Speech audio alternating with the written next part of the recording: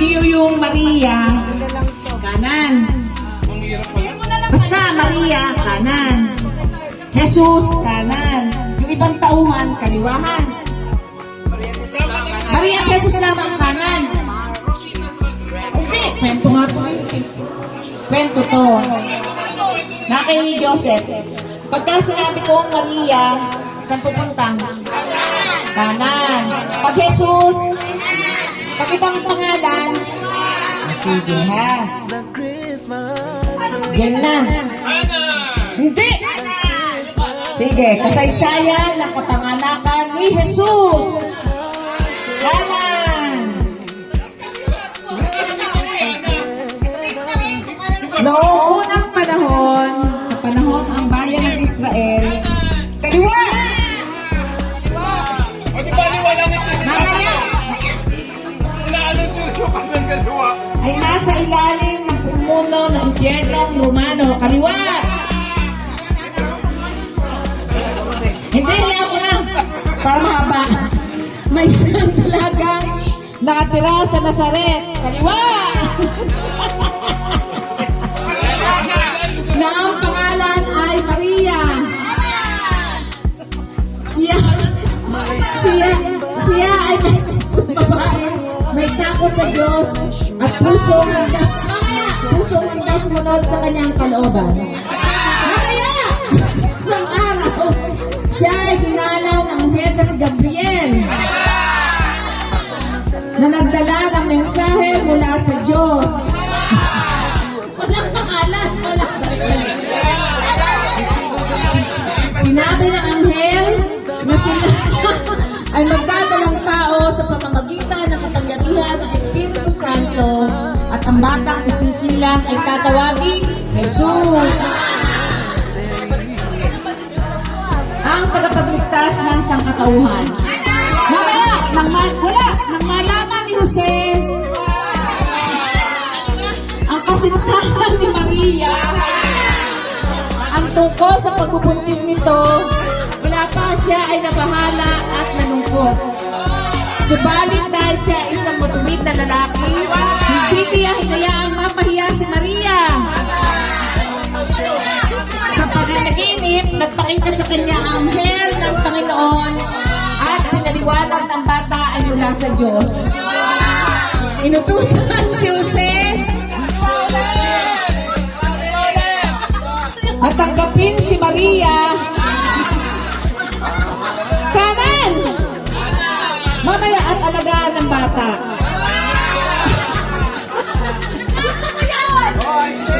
Sumunod si Jose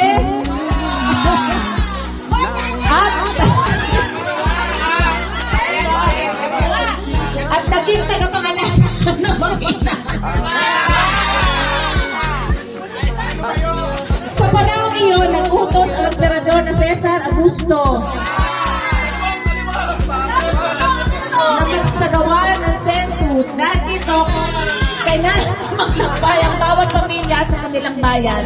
Sina Jose at Maria ay naglakbay patungong Bethlehem.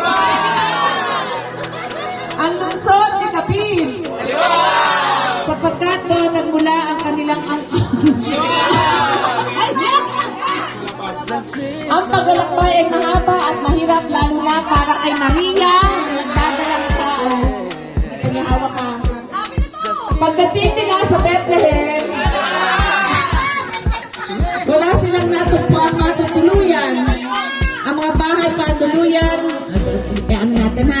isinilang si Jesus. Pinanganak siya sa gitna ng kahirapan at kababaang loob. Binalot siya ni Maria ng lampin at hiniga sa isang sabsaban. Mamaya. Ito mo hanap tayo ng ano. Agad na nagtungo ang mga pastor sa Bethlehem at nakita ang sanggol na si Jesus. Pinamalita nila ang kanilang nakita at narinig. Makalipas ang panahon, may mga pantas na lalaki mula sa silangan na ginaybayan. Dahil sa masamang balak ni Haring Herodes, binalaan ng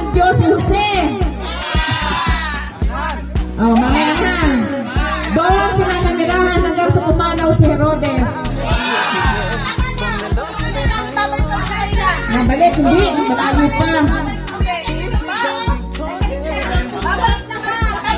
Meron pa isa pa nga. Ang kapanganakan ni Jesus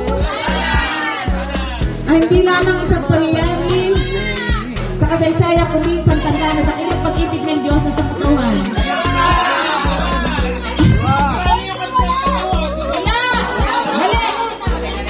Yon.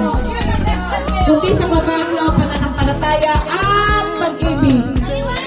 Hindi, sino nakakuha ng... Wala, nasa inyo lahat.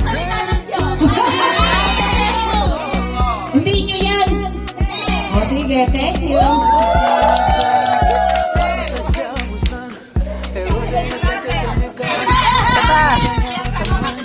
Kaliwa!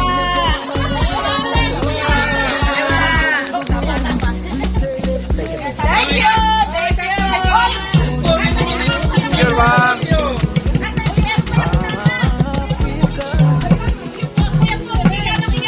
Yun din pala. Bangkito!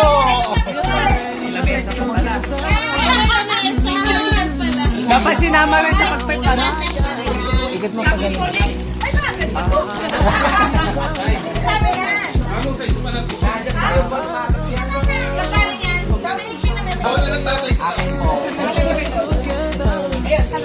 Ito.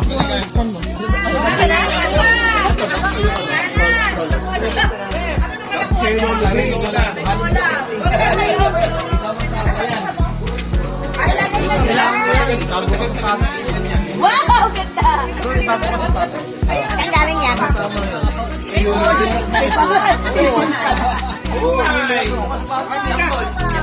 Ilan naman? Ha? Yung dalawa.